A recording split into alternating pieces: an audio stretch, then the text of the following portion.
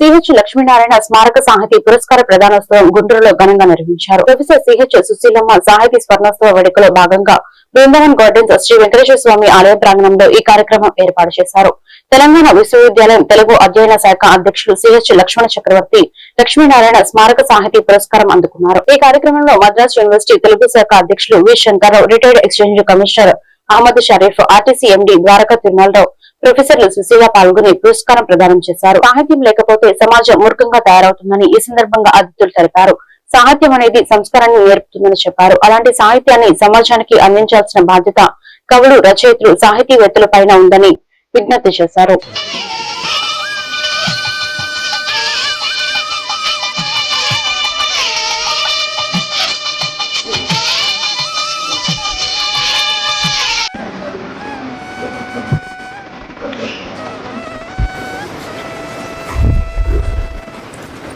ఈ కార్యక్రమాన్ని దీప ప్రజ్వలనతో ప్రారంభించుకుందాం.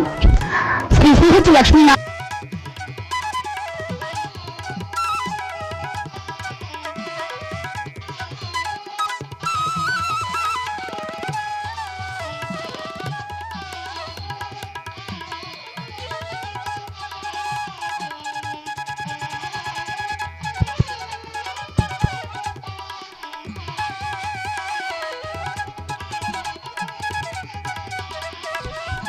ద్వారకా తిరుమల గారిని మెమెంటోని అందించవలసిందిగా కోరుతున్నాను.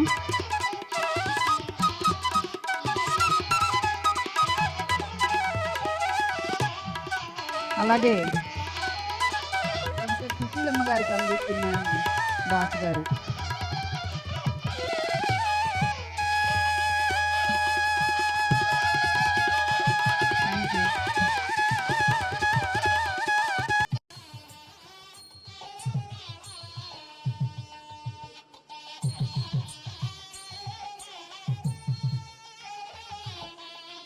వేదిక పైన ఉన్నటువంటి వక్తలు చాలామందికి నాన్నగారు తెలియదు, ఒక అహ్మద్ షరీఫ్ గారికి తప్పించి. బహుశా ఈ మధ్యనే కాలం చేసి ఉంటారని కూడా అనుకుంటా ఉండొచ్చు. కానీ నాన్నగారు చనిపోయింది 1989లో, 36 సంవత్సరాలు అయింది. అయినప్పటికీ ప్రతి క్షణం గుర్తు చేసుకుంటూ ఉంటాం మేము. ఎందుకంటే ఆయన ఫస్ట్ జనరేషను చదువుకొని ప్రభుత్వ ఉద్యోగం చేసిన వ్యక్తి. మా దగ్గర కుటుంబంలో అందరిలోకి అందులో యూనిఫామ్ జాబ్. అప్పట్లో స్టేట్ ఎక్సైజ్ డిపార్ట్మెంట్లో జాయిన్ అయ్యి ఇందాక అధ్యక్షులు వారు చెప్తా ఉన్నారు ప్రత్యేక రాష్ట్రం గురించి పోరాడారని. ఆ ప్రత్యేక రాష్ట్రం రాకముందు కాంపోజిట్ మెడ్రాస్ స్టేట్లో సౌత్ ఆర్కాడ్ డిస్ట్రిక్ట్లో మొదటగా ఎంపికయ్యి సర్వీస్ కమిషన్ ద్వారా పదోన్నతులు పొందుతూ, ఎందుకంటే అప్పట్లో ప్రొహిబిషన్ ఉండేది, ఎక్సైజ్ కూడా కాదు, ప్రొహిబిషన్ ఉండేది. ఒక చిన్న ఉదాహరణ చెప్తాను. నాన్నగారు ప్రొహిబిషన్లో ప్రొద్దుటూరులో పనిచేసేటప్పుడు అప్పుడప్పుడు ఎట్లా ఉంది ఈయన వచ్చాక పరిస్థితి, ఈ మీ ఇన్స్పెక్టర్ వచ్చాక ఎట్లా ఉందని అడిగితే కొద్దిమంది ప్రజలు చెప్పారట. నా తర్వాత చెప్తుంటే వినేవాడు నేను.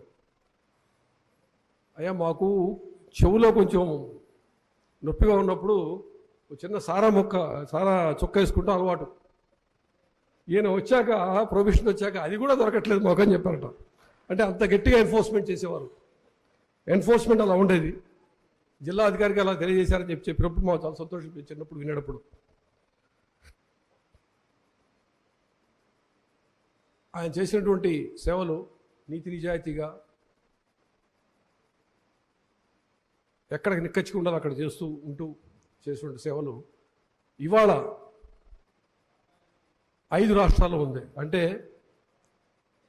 జనగాం తెలంగాణ, అప్పట్లో, ఇప్పుడు కూడా తెలంగాణ అనుకోండి, ఇప్పుడు తెలంగాణలో ఉంది, అప్పుడు జనగాం కంబైన్ స్టేట్లో ఉంది. బళ్ళారక సాహితీ పురస్కారం ఇది గొప్ప ఆదర్శవంతమైన పురస్కారం. ఆ పురస్కారాన్ని ఎంపిక చేయటంలో కూడా కొన్ని నియమ నిబంధనలు ఏర్పరచుకున్నారు. సాహిత్యం లేకపోతే సమాజం గొడ్డుపోతుంది. సాహిత్యం లేకపోతే సమాజం మూర్ఖంగా తయారవుతుంది. సాహిత్యం అనేది ఎలాంటిదంటే, మనం నిద్రపోయిన తర్వాత లేచి చక్కగా స్నానం చేసి మంచి బట్టలు వేసుకొని అలంకరించుకొని సభల మీదకి రోడ్డు మీదకి వచ్చి నుంచి ఎంత అందంగా కనిపిస్తామో, మన వ్యక్తిత్వాన్ని, మన మాటని, మన తీరుని మొత్తం కూడా అలా సంస్కారవంతంగా చేయగలిగిన గొప్ప లక్షణం సాహిత్యానికి. కనుక సాహిత్యం అనేది సమాజం యొక్క అభివృద్ధికి, సమాజం సంస్కరణ మార్గంలో ముందుకు పోవడానికి చాలా అవసరం. కనుక ఆ సాహిత్యం అనేది ప్రజల చెంతకు తీసుకువెళ్లాల్సిందే. కవులు, కళాకారులు వారి కోణాల్లో, వారి బాణీల్లో ఆటలు గాను పాటలు గాను తీసుకువెళ్తుంటారు. అలా అదే సమయంలో వాటిలో ఉన్నతమైన విలువలు కూడా ఉండాలి. నిజానికి సుశీలమ్మ గారి గురించి ఒక మాట మనం చెప్పుకుంటే, పదవీ విరమణ పొందిన తర్వాత ఉపాధ్యాయుల లక్షణం మనం గమనిస్తుంటాం. చాలామంది ఈ ఉద్యోగం అయిపోయింది, జీతం ఏదో పెన్షన్ వస్తుంది, హాయిగా ఇంట్లో కూర్చుందాం, ఏదో పొలాలు వేసుకుందాం, లేకపోతే ఏదైనా పనులు చేసుకుందాం అనుకునే రోజులు అలాగనే చేస్తున్నారు. కానీ నిత్య విద్యార్థిలాగా ఇప్పటికి కూడా నిరంతరం వ్యాసాలు, ఏదో ఒక సమీక్షలు, విమర్శలు చేస్తూ వివిధ పత్రికల్లో తమ సాహితీ వ్యాసన్యాలతో చైతన్యపరుస్తూనే ఉంటారు. ముఖ్యంగా వారికి విమర్శ రంగం అంటే చాలా ఇష్టం. విమర్శ అనేది ప్రతి ఒక్కరికి ముఖ్యమే, సాహితీవేత్తలకే కాదు, మనకు కూడా ముఖ్యమే. ఎందుకు ముఖ్యం అంటే, మనల్ని మనం సంస్కరించడానికి విమర్శ కావాలి. ఆ విమర్శ సహృదయ విమర్శ కావాలి. అలాంటి విమర్శకులు మన పక్కనుంటే మనం ఎంతో గొప్పగా వెళ్తాం. ఎవరన్నా మనల్ని తిట్టారనో, మనల్ని విమర్శించారనే బాధ కలుగుతుంది. కానీ దాన్ని మనం సహృదయ దృష్టితో తీసుకోగలిగితే మన ఉన్నత స్థాయికి ఎదిగే అవకాశం ఉంటుంది. అలాంటి సాహితీ విమర్శకురాలు సుశీలమ్మ గారు. వారు ఏం చేశారంటే, ఈ పరిచయం చేసిన అహ్మద్ షరీఫ్ గారికి, నేటి పురస్కార ప్రదానం చేస్తున్నటువంటి పెద్దలు ఆచార్య సుశీలమ్మ గారికి, శ్రీమాన్ ద్వారకా తిరుమలరావు గారికి అందరికీ నమస్కారాలు. ఈ పురస్కారం సందర్భంలో నిజానికి సంస్థలు లేదా ప్రభుత్వాలు ఎవరైనా ఏదైనా ఒక పుస్తకం తెప్పించుకొని ఈ పుస్తకానికి ఈ సంవత్సరం ఇస్తున్నాము అనే పద్ధతిలో సాహిత్య పురస్కారాలు ఉంటూ ఉంటాయి సాధారణంగా. కానీ లోపలికి వస్తూనే ద్వారకా తిరుమలరావు గారిని పరిచయం చేయగానే చాలా పోటీ ఎదుర్కొన్న తర్వాత మీరు ఇక్కడి దాకా వచ్చారండి అన్నారు.